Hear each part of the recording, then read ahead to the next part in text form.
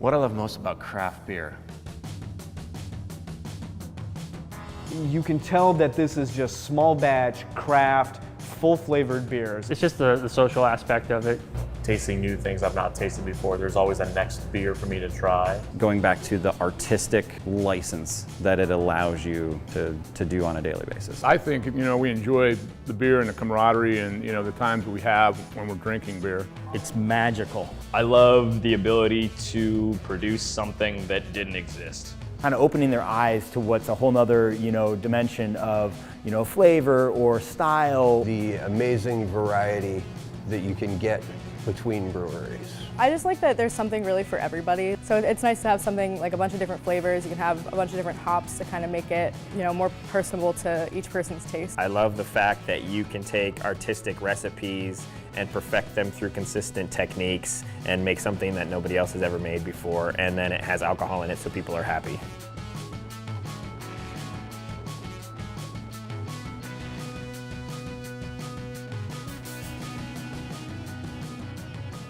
So Erie Ale Works opened in September 2015, and before that there was no Lake Erie Ale Trail in existence of any sort. There had always been a plan to incorporate wherever the next downtown brewery was going to be, because at that time and point there was Erie Brewing Company, Brewery Union Station, and Labrozzi Brewing Company were all within a mile and a half of each other.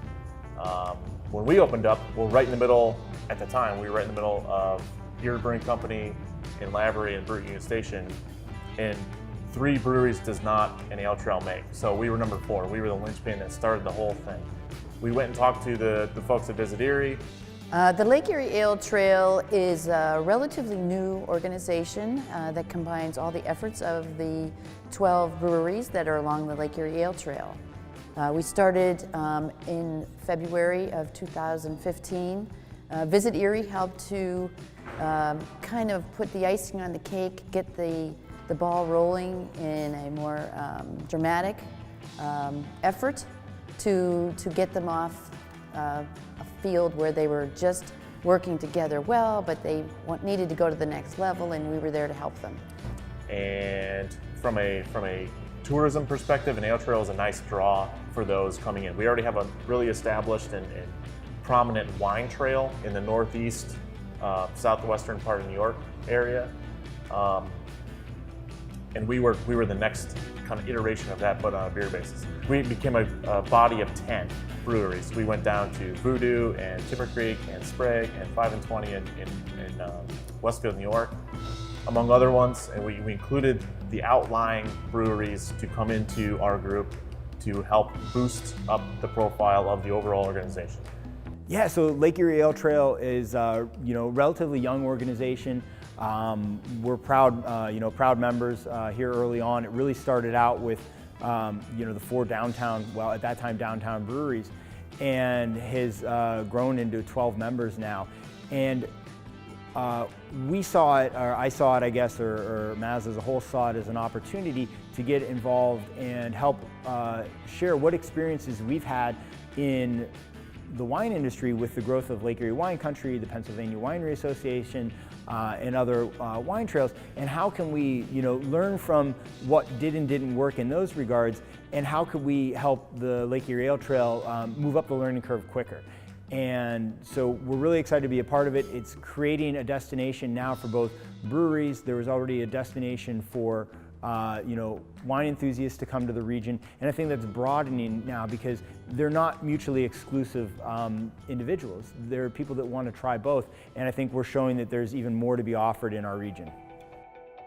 Us as a new craft brewer, we have leaned on some of the other brewers and some of the other business owners to help us along the way. You just don't wake up one day and say, hey, guess what, I'm going to start brewing beer. Even though we're all doing it in our garage in 5-gallon batches, to balloon that thing up, to do 300, 400, 500 gallons at a time, we definitely leaned on the other brewers, and they helped us with open arms. All the breweries in this area kind of got together since we are kind of tight-knit, like I said before. They just kind of made this organization, I guess you could call it, that a trip is mapped out to hit all the different breweries, and helps everyone out, and people seem to enjoy it. It got started because we were looking for a way to harness all these tourists that come through all of our different tap rooms every single weekend. So you come in here on a Sunday or a Saturday, and you know, of the 30 people in here, 10 of them might be from out of town. And so every single brewery was kind of experiencing this. So we were trying to look for a way to like kind of harness that. So in a weekend, you could, you know, in 2 days, you could hit 6 breweries at a time and be there, and kind of make Erie a destination to come for craft beer enthusiasts. And so it's kind of a cool thing because it's bringing people to the area, a tourist thing. I think it's a great attraction for the area because beer tourism is on the rise. So this is a great example of them. I think it's great that we have this, and a lot of people put a lot of time and effort into getting together. Not us so much. We're thankful to be part of it, though. It kind of lets people know that there's a good craft brew scene in the area, because I mean, it's this wide array of geography from like here to Erie, you know, but when you tie it all together, it's like, you know, it kind of just promotes the whole area. By working as a group, I think we've become much more effective in getting it out to outlying areas that, you know, the craft beer industry in Erie is well on its way. It's pretty productive here now. I mean, craft beer is a culture, which is a very cool culture around here. It's very communal, having you know, a fraternity of guys and some ladies as well that are involved. It kind of drives you. It's I just say it's like I said, a club or a culture that you know, is very engaging. It's very communal. A lot of collaboration and a lot of get-togethers and things. You know, working with other people, you know, talking about your product, enjoying your product, seeing other people enjoy your product, and having a venue to host all that in. It's a good feeling. But getting to know some of the other owners / brewers, just this camaraderie amongst everybody. It's not competitive.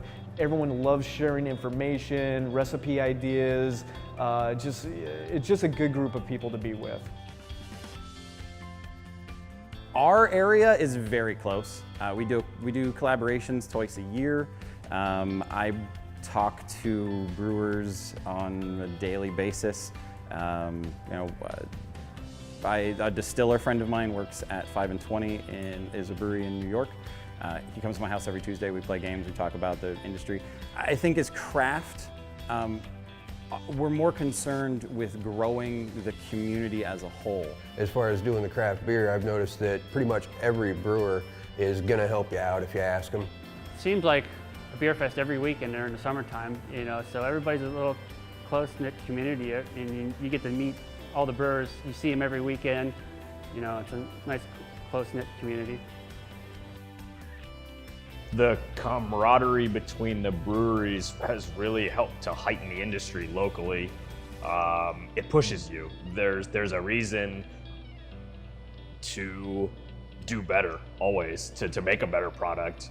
To, you know, you look at your competition and you want to grow with them, and quality is driven by the camaraderie that we have inside the group, and that's huge. You know, good beer scenes are based on good beer. We're trying to make that, you know, we're trying to put Erie on the map, not just locally, but nationally. And if the only way we can really do that is to, you know, work together, and it pushes me as a brewer to make sure that, you know, we're all doing the best that we can to make sure that the products that are being made in this area are high quality. We all get along great. I mean, it's like you know, you've been friends forever, you know. So, and some of us have been friends, you know, for 10 years now. Yeah, no, it's a great community. There's no rivalry. The only real rivalry you see in the beer scene is between the wholesalers. You know, so like we have Penn Beer and like Voodoo has Glenwood. So those guys might kind of duke it out on the streets, fighting for the same tap handles. But like, you know, me and Mateo had beers in his garage a couple weeks ago. So it's, you know.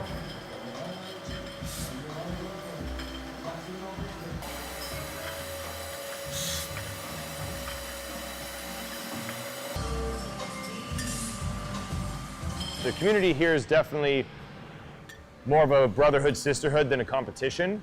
There's plenty of room for everyone to do what they're doing and enjoy what they're doing and make money doing what they're doing. I think it's a completely different culture when you're talking about like your customers.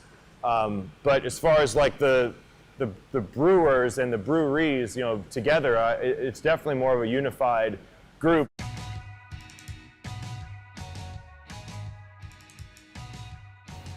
Overall, the collab is a good thing to see because most areas in the United States might not be like this, and I think Erie has a special bond for brewers, and I'm hoping it can keep on moving up and people take notice. I haven't seen anything like this where a bunch of breweries in the same area will, I mean, we're competing, but we're not. We're just trying to make the experience better for everyone. We've all been doing this thing for a while together, and you always see everyone at the festivals, so you want to be nice to them one way or the other, so it's not awkward when you see them at these festivals. A lot of this stuff is awkward for me because everyone knows I'm the best looking brewer out of the group, so they get jealous, of course. But you know, other than that, we're all pretty good friends. They're a bunch of horrible guys. I can't stand any of them. No, they're actually really great. It's a really loose, easygoing group. Definitely some of the least formal meetings I go to of all the organizations I'm involved in. It's a fantastic group of guys. Very honestly, a number of them have been really instrumental in helping us get up off the ground and sharing their knowledge along the way for our brewing team. And you know, we've tried in what little ways to reciprocate with anything we can, and we're thrilled to be a part of the community.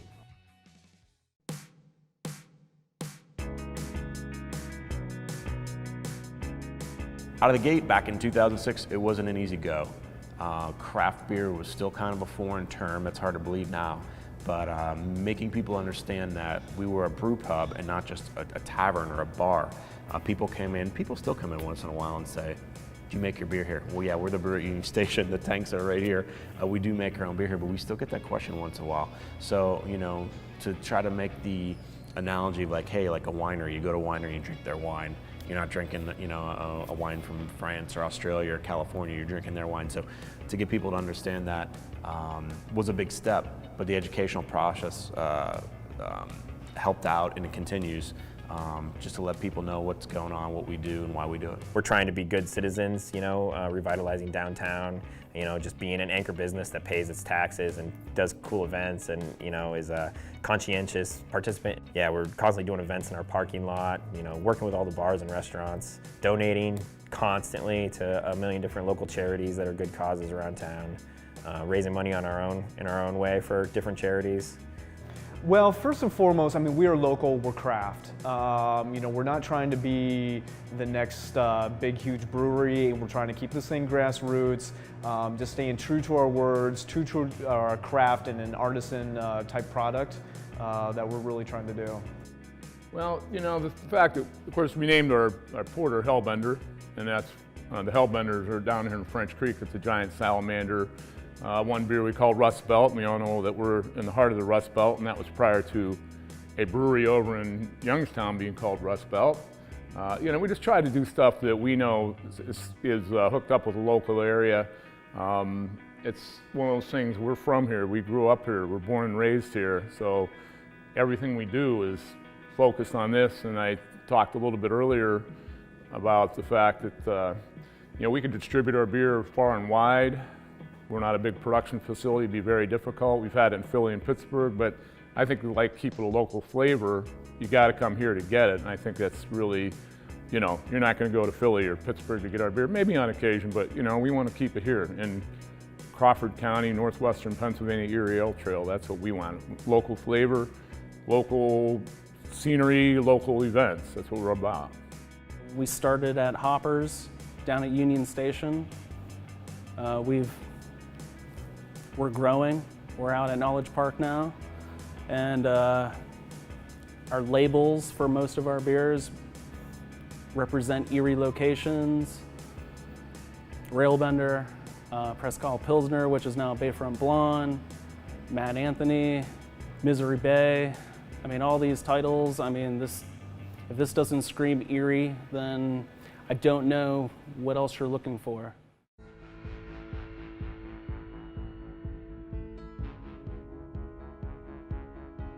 We're definitely unique with regards to the fact that we're using locally grown ingredients. Our license actually requires in New York using 20% grown, New York grown grains and hops. We're actually using 50% right now. In another 2 years, the requirement will move to 60%, so we wanted to get ahead of the curve on that. The freedom of choice for you to drive down the road to pick up a beer that has been made by your friend or your neighbor in a location that's near your house, by the guys that you know. You come in here and you talk to the owners, and we're always here. We're always on the other side of the bar, ready to sell you a pint, and we're happy to see you every single time. That same can be said for any of the other guys down the street. You go there, you know the staff, that they come in and they live in the neighborhood, and you support them and their families by going to that establishment and drinking that particular product. Erie has many assets that we promote to tourism. So we've got Waldemere, we've got the beach, we've got the Presque Isle Downs, we've got Splash Lagoon. So to add another element to our product, we have the wineries, and now we have the beers. So we can tout more of a product line to more people that will come to enjoy not just the amenities and the attractions that we have already, but now we have another product that we can promote Erie as a tourism destination. And I think the year-round asset is important to us, because Erie is already a summer destination for sure, but this helps to fill the other seasons of the year. So it's a real nice asset to have at this point. So I guess the competition's becoming more and more great. There's a lot more good people starting breweries with great business acumen, great liquid. And then there's a lot that are opening that maybe don't have the business acumen, that maybe don't have the great liquid. And I think that's what's going to start to happen, is the craft beer drinker is becoming more discernible. At this point, you can't argue there's a lot more people out there drinking craft beer now than there was a decade ago. But a decade ago, they were just getting into it. They didn't really have a discernible palate. Right now what's happening is these people are really recognizing flavors and off flavors and different beer styles and characteristics that they are finding desirable and going towards that. They can be choosy. There's 200 options available to you, and getting someone to pull your product is going to be, I think, a big part of where this industry is headed. And like I said earlier, there's room for everybody, but at some point the competition is going to get a little bit more competitive. I'm waiting for it to implode on itself, which I think is inevitable. I think the hipsters are gonna stop liking craft beer as much because it has gotten so popular. They're gonna move on to the next thing. And then I think Anheuser-Busch is gonna take over the world. I think everybody loves a variety, so I don't think, it seems like everywhere you go, somebody's got a little town brewery, but it's neat to go. It makes travel interesting. Do I love to see it continue to grow. I know people ask about saturation and what's too much and how many are too many. I think the sky's the limit until the point where people start duplicating either whether it's styles or what they're doing in-house as far as events and food menus and things like that. So I think that's important. With a lot of independent people in this culture, you don't see it happening a lot around here. Other communities you do see. When you have 50 different breweries in one town, people are going to duplicate. It's hard not to. At the beginning, you didn't know if they're going to take to it. You didn't, you were always worried about like, hey, are they going to embrace craft beer in Erie? Are people willing to pay a premium for a premium product? And the answer's been yes.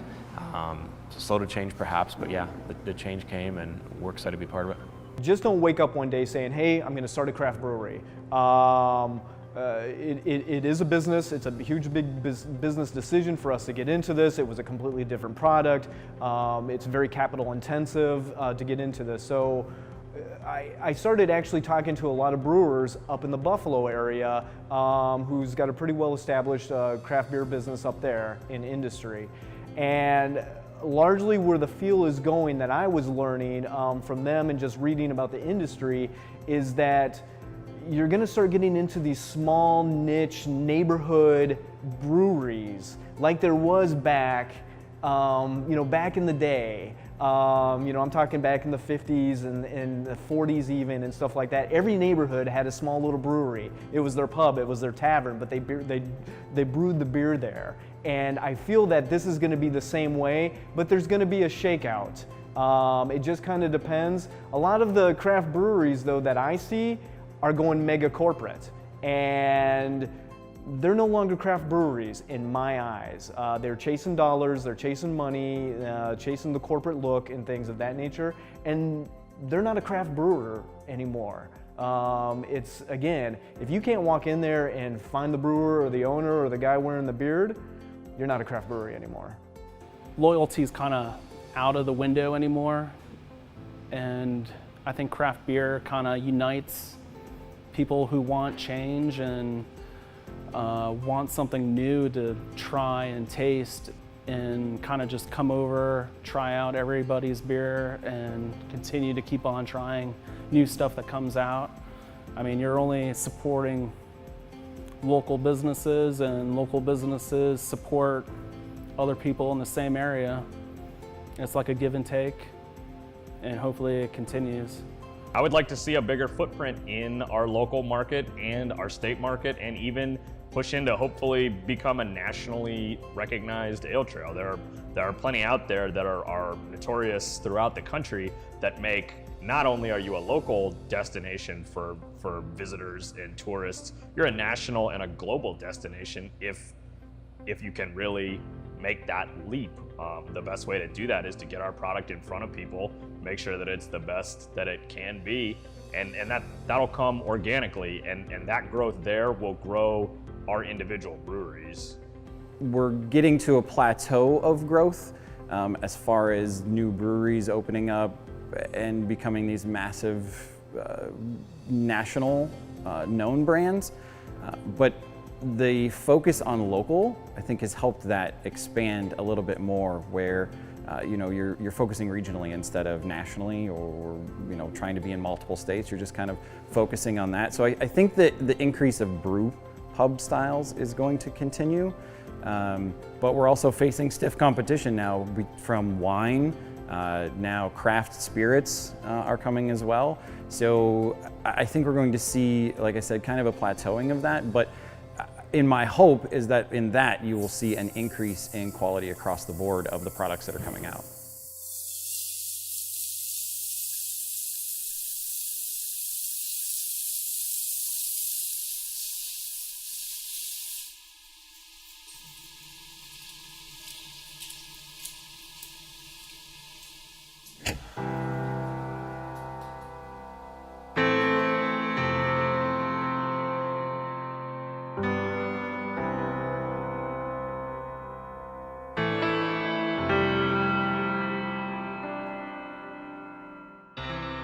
So why don't I have a beard? Exactly. I'm unfortunately not able to grow one here. I think he looks pretty good with a beard.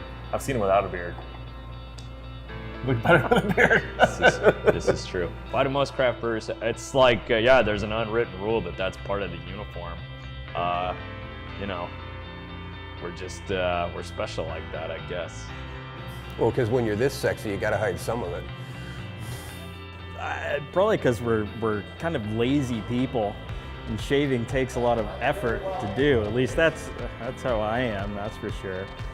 And I know a lot of the guys are not very good looking. Obviously, much better looking. And I think they grow these beards to kind of hide their faces a little bit. Yeah, and it kind of catches the beer if it runs out of your mouth a little bit. I look at my beard as a safety net for hot sugar water to come and splash me on my face when I'm least expecting it. So I don't know, I can't wait to trim it actually. I think it's a requirement. I think there is an unwritten rule that you have to have them. I'm just kidding, there's plenty of brewers I know that don't have them. I shave every morning, and this is just what happens when I walk into the brewery.